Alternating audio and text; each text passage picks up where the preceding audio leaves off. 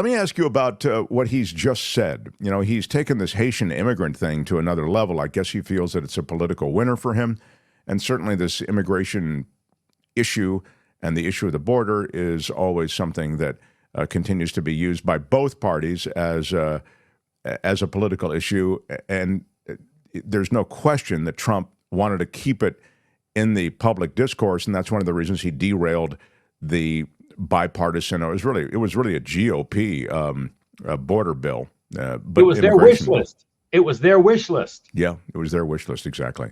But he derailed it, and now he's saying on the Haitian immigrant thing, if he wins, if he is elected, he will revoke the legal status of tens of thousands of Haitian immigrants, all of whom have been, the target of these false accusations from Trump and J.D. Vance. Take me through, I was saying before, he has the power to do that by executive order, and certainly SCOTUS has given him, additional kind of legally bulletproof ways in which he can do it. Well, immigration is supposed to be the province of the Congress, but the reality is a lot of things are done, by executive order, or a power has been delegated to some executive agency. So I hate to be the truth teller on this, but Trump, if he got back into office, probably has a lot of power, number one, to do it explicitly. And number two, he sends out these tweets to 100 million people. We can expect that again if he gets back into office. And it seems like government officials, even ones who are supposed to be independent, even ones that he characterizes as being in the deep state, they do his bidding. There's chapter and verse on how they did his bidding when he was president, whether he could have actually ordered it or not. He got a lot of agencies to see things his way, especially over these immigration issues. So, let's say that the Biden gave temporary status, or the Biden administration gave temporary status to these people. The debate about whether they're legally here or not, they're technically legally here because they were paroled into the United States, but they could be rounded up. I mean, their parole could be revoked. They could be sent a notice, and then if they don't show up for the notice, they could be arrested because they didn't show up for the notice. The government could spend a huge amount of energy finding where they are. And there could be some, there's all these rules now that they don't arrest you anywhere near a church. They don't arrest you or detain you anywhere near like a sporting event. They don't go to a soccer game of Chivas and suddenly arrest 5,000 people. But there's no reason why, if they sent a lot, and they had arrest warrants for those people. So they could do some things that would be really awful, that are not being done, and it would be incredibly disruptive of the immigrant communities. And of course, that raises the issue, what are they really going to do? Which Vance evaded that question. So you've got all these kids who were born here. You've got these American citizen kids. They're 3 years old. They're 5 years old. You're going to really take their parents because their parents are on temporary status, and you're going to revoke that temporary status. And then you're going to go send, DHS officers out there, ICE officers out there, local police out there working on these federal task forces, these joint task forces. You're going to send mom and dad? You're going to just send dad? How are you going to do that? And the people will be revolted. They said it happened under Eisenhower. It didn't happen on this scale under Eisenhower. And I think the whole mood of the country, once it actually started to happen, I think there'd be mass revulsion over it. But that doesn't mean that Trump and Steve Miller wouldn't try if they were. They did it the first time, David. They separated families. They deported people to countries in which they had no relation because they were brought here as kids. So you're absolutely right. People might have revulsion over it, but I don't know that they would be able to turn it back. And by the way, it's worth noting, these people, these Haitian immigrants, are here in this country under a program that has been in place for decades. It started in 1990. And you know who was president in 1990? I think the older George Bush. Okay, so you're talking about a GOP president who put this program in place, the program that essentially Donald Trump and Stephen Miller and others want to undo. So look, the immigration issue is complicated, but by all yardsticks and measurements, it looks as though these communities that come here under these things like the temporary protected status program or the DACA program, these are incredibly productive immigrant communities. They're free of crime and all the things that Trump is sort of using for political fodder. Well, Mark, I had the first dreamer, and they did a TV show about him. His name was Tony, and they did Tony's American Dream. It ran on July 4th years ago, and they coined this expression because Tony's American Dream, the Dreamers. And so I take a lot of credit for that. And my client was prosecuted, and I got the case, pled down to a misdemeanor and no jail time. And the U.S. attorney here was Ali Mayorkas. So I felt that I went a long way toward educating him to what these people were really going through. My client didn't even speak Spanish. He would have been like in that movie, Born in East LA, if he'd have been returned to Mexico. It was a totally foreign country to him, Mexico, because he was brought here when he was 4 or 5 months old, but he didn't have normal papers. So he was one of the dreamers. He's gone on to have a wonderful life. He's married. He has these 3 lovely kids. And that was Tony's American Dream. We were playing wiffle ball in his backyard on July 4th. Oh, that's great. That's great. And the fellow who won the Emmy is one of the ones behind the Menendez brothers documentary right now. And so, I mean, I followed these dreamers forever and the situation forever, and that they haven't done something for the dreamers and DACA. You know, that was supposed to be part of the comprehensive immigration bill that Trump decided was never in his best interest to pursue. And it's just a terrible situation. Now, did the Democrats go too far? Maybe, in the middle of the Biden-Harris administration, maybe. I mean, the argument that they went too far is that you didn't run away or try to sneak in around a border agent. You ran right up to the border agent. They took your name down and they paroled you into the United States, which meant that you got to come into and stay in the United States. Then, Biden and Harris would have been massacred in the polls if they'd have given those people work permits. So they allowed them in awaiting their asylum hearing. There weren't enough judges. The asylum hearings took 5 or 6 years to occur. Now they're in the United States without work permits.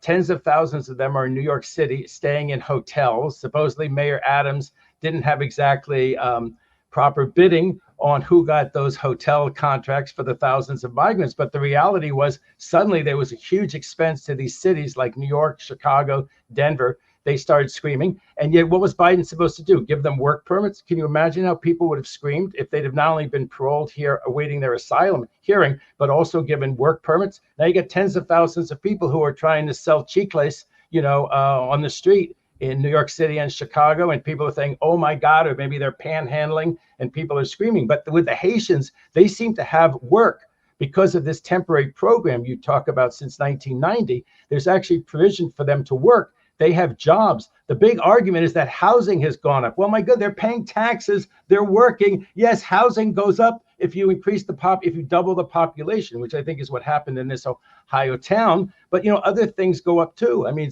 you should be able to get like more sales tax, more revenue. The economy should still work. The idea that they're just, thousands of Haitians are mooching off the system in this town in Ohio. No, they aren't. They're working. They're working in jobs that Americans didn't want to take, jobs that needed filling. That's the reality of what's happening in Ohio with the Haitians. They breathed life into a community that was really struggling, and now it's struggling in different ways associated with the growth of that community and the institutions that were existing for a much smaller population that now have to deal with a swelling population. But I mean, as you say, they were and continue to be a productive part of that community. And it's brutal to think about the fact that they have turned this community on its side for political reasons. It's just despicable. Well, this happened, Mark, when our ancestors came here, and if, let's say that there are 5 of them who've committed terrible crimes allegedly. Can you imagine if somebody pointed out the fact that they were Jewish, or pointed out the fact that they were Irish or Italian when there were these big migrations of Jews and Italians and Irish into the country, to emphasize out of a couple of million people that there are 5 murderers, and to call them either Haitians or to call them people of color or to call them illegal immigrants? You can always do that. That is demonizing. You could have done that with any wave of immigrants, pointed out, 5 or 10 of them who got arrested for some heinous crime. It happened with all the immigrant surges into this country, Mark. I'm just looking at the comments. Bring back the Bracero program, 5 years of work, then offering citizenship. That's right. That was around the 60s. World War II. It started, I think, right after World War II. It went all the way up to LBJ, Mark, and LBJ got a lot of pressure from the unions that once you had these people here working, they might depress union wages. It was not LBJ's finest hour, because the Bracero program, people came here and worked the harvest. and especially in California. And then they were usually Mexicans. They went back to Mexico. This was all legal. And if you had protective agencies, they didn't get exploited. I'm not sure that California and some other states had the kind of protective agencies to look out for the bracero workers, or the feds did, that they should have. But the system actually, and maybe it's politically incorrect now, but one of the things about Mexicans is that they like Mexico. They love being in Mexico. They like the climate in Mexico. They like the lifestyle in Mexico. They like not having to learn a foreign language. They speak Spanish in Mexico. So what would happen, it was generally male. The male workers would cross the border, work the harvest, and go back. Their wife and kids were in Mexico. So they didn't tax the social agencies. They came, they worked, they made a fair wage. Now, yes, it was under union wages, but when they tried to get, some of these states and communities tried to get rid of these foreign workers, and they had, I think, Corpus Christi. That was this satire, A Day Without a Mexican, and they lasted about a week or 2 weeks without a Mexican, and they said, "Stop already! We can't park our cars. We can't get the restaurants to open. We can't get anybody to do the gardening. We can't get any work done around here. We don't want it. We Anglos don't want it. Bring back the Mexicans." I'm being a little bit satirical, Mark, but now we don't have the bracero program. We have things like it. We have programs with agricultural workers, and maybe things would have changed. But the idea of families coming here, and then the social service agencies, although the truth, Mark, is that a lot of them are what we call undocumented taxpayers. They come here, they pay into Social Security, they pay into other funds, and they don't ever use them, because since they're working illegally or they don't have proper records, they pay in and they take nothing out. So I've seen economic studies which show that even under the braceros, the economy had a net gain. And under some of these so-called illegal aliens, these undocumented workers, they're undocumented taxpayers, and they pay in more, Mark, than they ever take out of these U.S. government and state government systems. They want to fly under the radar. So it makes that no sense that they would end up taking more than they give, just as it makes no sense that they would ever show up at a polling place, as I've said over and over. There's no way illegal immigrants are going to a polling place, any place with, For your one vote, you risk 5 years. That one vote. Police. They want nothing to do with police officers or any kind of official-looking person. They want to slip in and slip out and try to provide for their family. Again, that doesn't mean every illegal immigrant should be here and be allowed to, that there shouldn't be some plan and strategy moving forward. But the idea that they're voting is absurd. Last thing is that political gambling is cleared. Apparently the appeals court in Washington, this just happened yesterday, cleared the way for a financial exchange startup to revive the first fully regulated election betting markets in the U.S. They have these in Britain. They're very big. But this 3-judge panel lifted a temporary freeze on the markets, and they rejected an emergency bid from Wall Street regulators to halt trading, pending a full appeal of a lower court decision in favor of this startup. Now they'll be able to once again offer trading on whether Republicans or Democrats will control Congress and even who'll win the presidency, though. So there's a whole arbitrage going on the political futures market, and the court has ruled that it's okay. This came up about 3 weeks ago. There was a decision from the U.S. District Court in New York. And Fox New York, I'm on there all the time. Fox New York covered this. So I'm actually, looked up the issue then. And if it's the same issue, which I think it is, and a lot of people think it's a terrible idea and we shouldn't allow betting on elections, that people will fix elections. There'll be this huge motivation to fix elections. And I'm not for it philosophically, but just as a legal matter, it's kind of it's a complicated issue, but I think in general, the government loses. You and I have talked a lot about how we need more regulation, and it may very well be that we need more regulation of election voting, of voting on elections, betting on elections, not voting on, betting on the outcomes of elections. But Congress won't pass a law expressly saying don't do that. So it's one of those where, it's almost like a Chevron deference thing.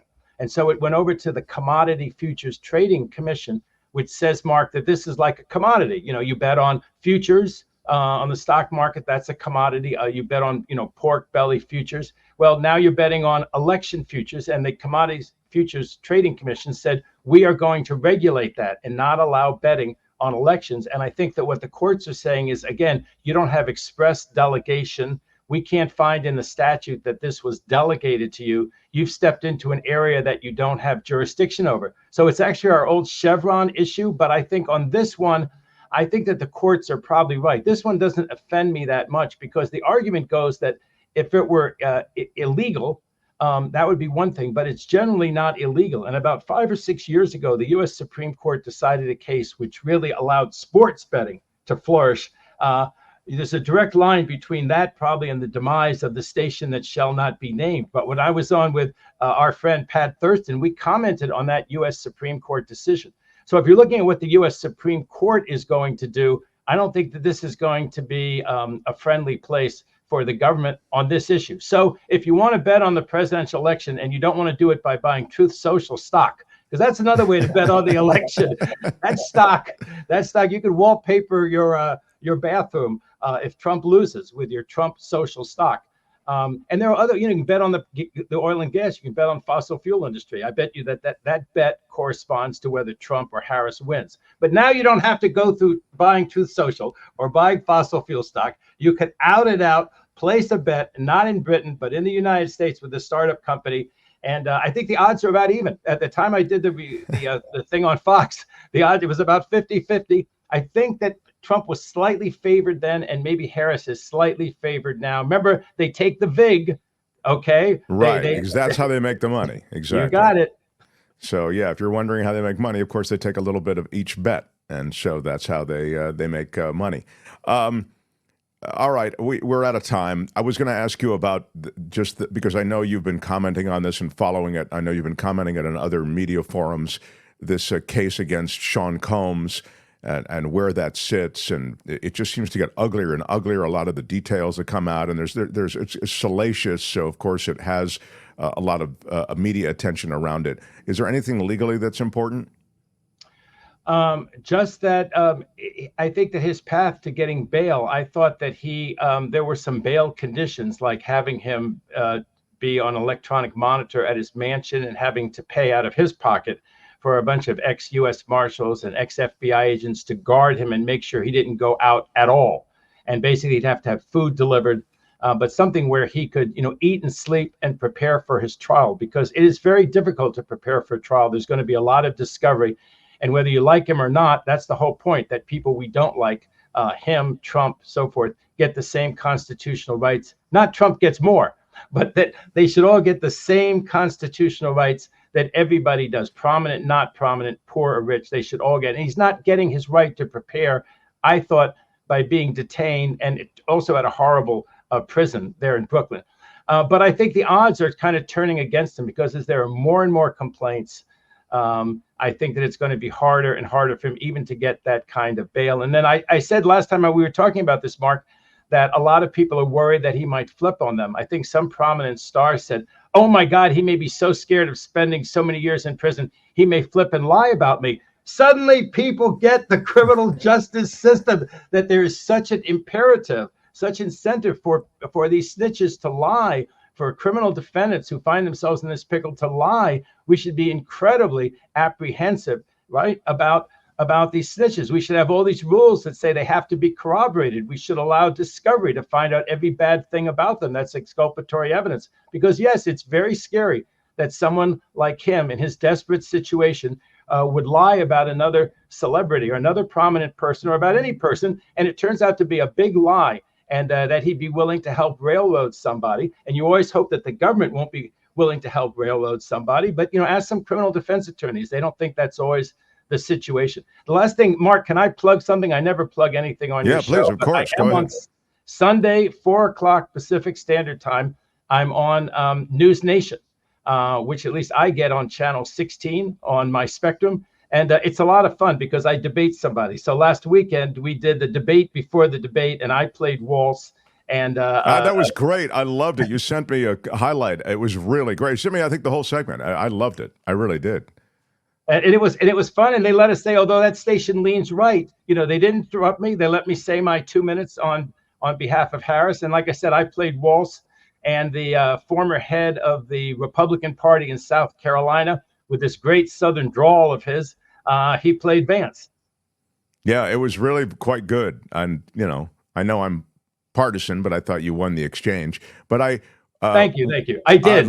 I'd love to, I'd love to see it this time. So send it to me. If we miss it live, I'd love to. But there it is, David Katz, Sunday, 4 p.m. Pacific on News Nation. You can find him here on Thursdays. We try to cover as much legal that we can. We get to as much sort of that falls into that legal framework that's relevant to American life. And certainly there's been a lot today with Trump, but also we got into some other stuff as well. Look forward to the next time, and we'll see you on News Nation. Good stuff, David. Thanks so much. David Katz, everybody. Great to be with you. Thanks for your question, Kim. Yeah, good stuff, Kim. Nice job. Hi, it's Mark, and I thought that was great. Hit the notification bell. You'll know whenever there's a new video being dropped, and please subscribe to our channel to help us save the universe.